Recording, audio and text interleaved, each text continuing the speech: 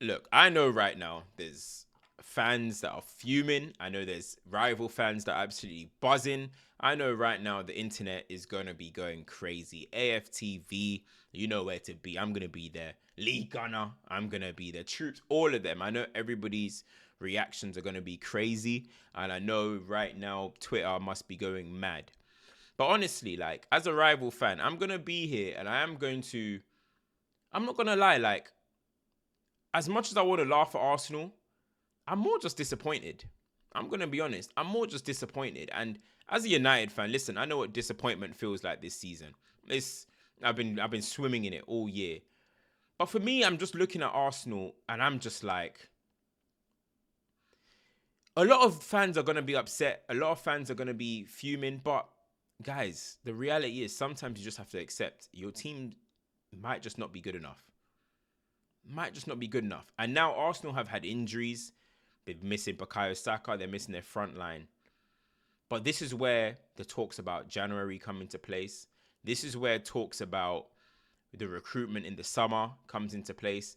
Because injuries happen to most clubs. And you know, it's funny. Most of the times these days, the team with the least injuries are the team that win the league.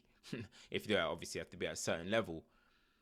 And I'm just looking at it and I'm like, it's just not good enough from Arsenal. And I don't actually only think it's down to injuries. I think injuries is a big part of it. But I also think we got to factor in a little bit of the way Arsenal are in terms of their play. As we always said, is very static. However, is it the staticness is caused because of the lack of individual brilliance? Or is it because of the way the team is designed? Now, that's the question that I think a lot of people are wondering. Is this by design? Or is this by the pool of talent in the club's hands at the moment? Guys, first and foremost, make sure you like, share, subscribe. Go and check out my content. I've just done an amazing vlog. Go and check that out. Let me know what you think. And also, just finished the Man United watch along. Hit the likes if you guys are here. But listen, I don't know where to start with this team. And I'm just looking at it, right? Like, the points where Liverpool drop points, like, this is a great Liverpool team. It's a very good Liverpool team. You know, it's a very good Liverpool team. Is it an all-time Liverpool team? No. Is it better than one of the Klopp teams? No. Like, is this one of them legendary things? Probably not. They'll go down in history because they're probably going to win the league. But it comes down to the fact as well that Arsenal are not punishing them. You know what I mean? They're not even making it close. Because one thing we've seen from Liverpool in the last few weeks is that their performances have been sliding. Arne Slot is getting a bit chirpy. The team are just, you know, but we haven't been able to see them in the full pressure moments for quite a long time because every single time they do drop points, or maybe not every single time, but a lot of the times that they do drop points, Arsenal are not capitalizing on it. And I watched today's performance. Guys, Arsenal are at home at the Emirates. And I know, as we said, they got injuries, but Arsenal only had 2 shots on target. 2 shots on target against West Ham at home. And I do think we have to address that there seems to be kind of this complex with Arsenal at home.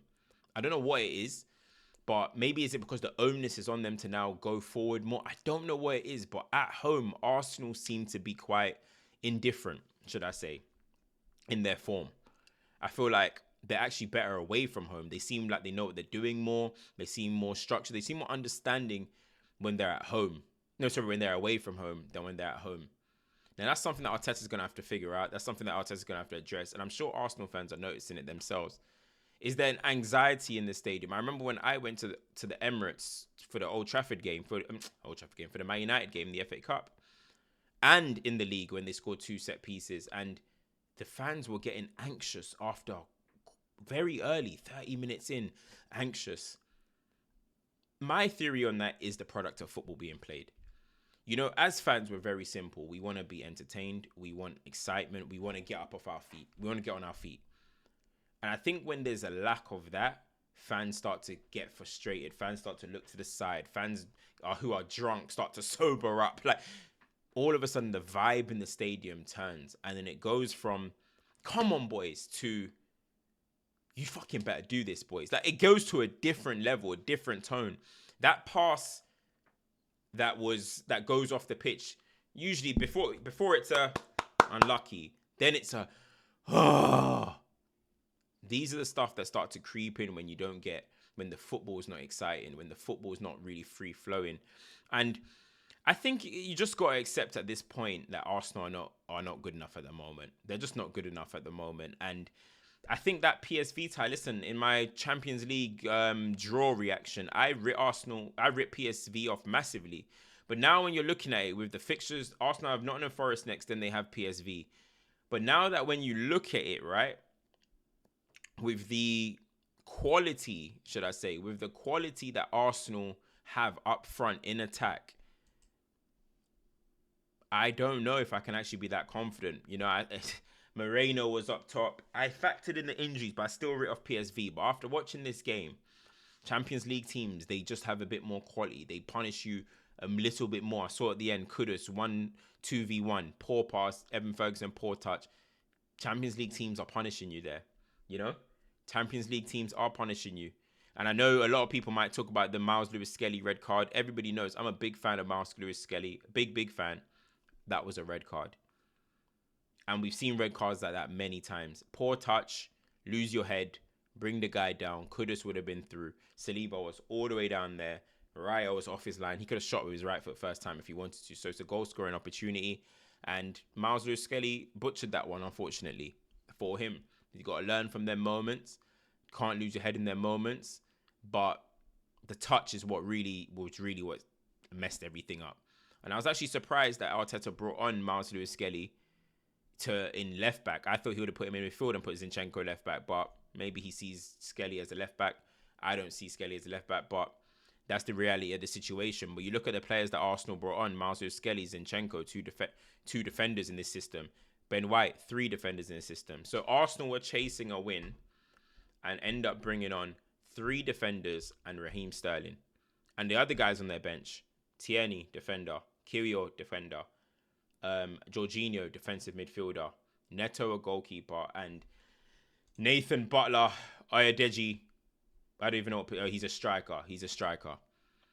But you look at that, the whole bench was defensive players. Except from Raheem Sterling, really.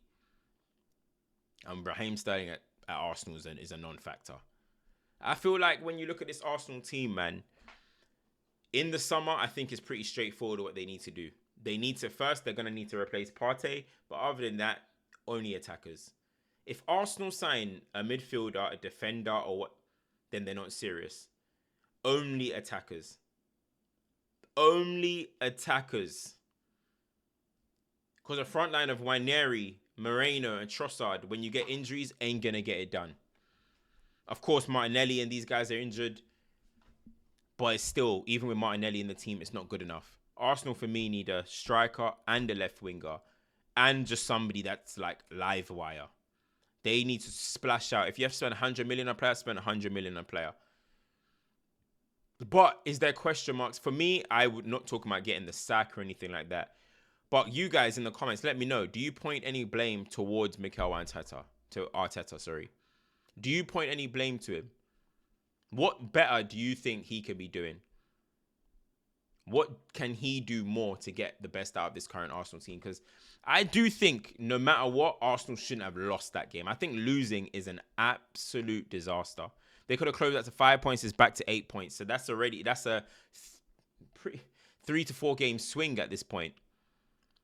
And do we trust Arsenal to go 100%? We don't. We don't trust Arsenal to go 100% in their form to catch Liverpool. And that's the most important thing. I think Liverpool have got Man City tomorrow. Are they going to get a result? We'll see. I think Liverpool will get a result. Win, I don't really know. We'll see. But I think Liverpool are getting a result. But if Liverpool get a win and go 11 points clear before Arsenal play Nottingham Forest away on Wednesday,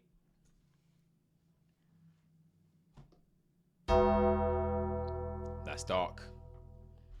Not gonna lie, that's very, very, very dark. So for Arsenal, it is a mudded situation right now. It's a mudded situation. But listen, let's see what happens. You know, I'm about to go watch Aston Villa versus Chelsea, see how that game goes. Chelsea fans are all over me today because I was on to them during the Potter era. But listen, It's fair game. It's fair game. Guys, make sure you like, share, subscribe, turn your notifications on. There's not much to say about Arsenal at this point. That's why it's a short video. It's just boring, pedestrian, injuries. Arsenal once again not capitalizing. Arsenal once again not showing that they can take that step up to be an elite side. Crazy. Arne Slot is going to win the Premier League in his first season. And guys, do you know what's even crazier, right? If Forest do get a result against Arsenal. So who's Forest's next game? Well, they got Newcastle away, which is tough. That's very, very, very tough. But if Forest do get points, they'll only be 3 points behind Arsenal. And then they've got, if they win against Newcastle and Arsenal, they'll be level points. Kind of unbelievable. You look at Man City. Man City, I think they're going to lose tomorrow, but they got a game in hand as well. They got 44 points. I'm not saying Arsenal start looking over their shoulder, but just as much as you're looking above, you've got to be looking behind. And that is a scary thing to think about. But that's the Premier League. Guys, like, share, subscribe, turn your notifications on. Hey, man. I'm just disappointed. You know, I want Arsenal to win the league at the moment. I don't want Liverpool winning the league. I want Arsenal in the league, but here we are. Guys, it's your boy CultureCams. I'm out. Peace.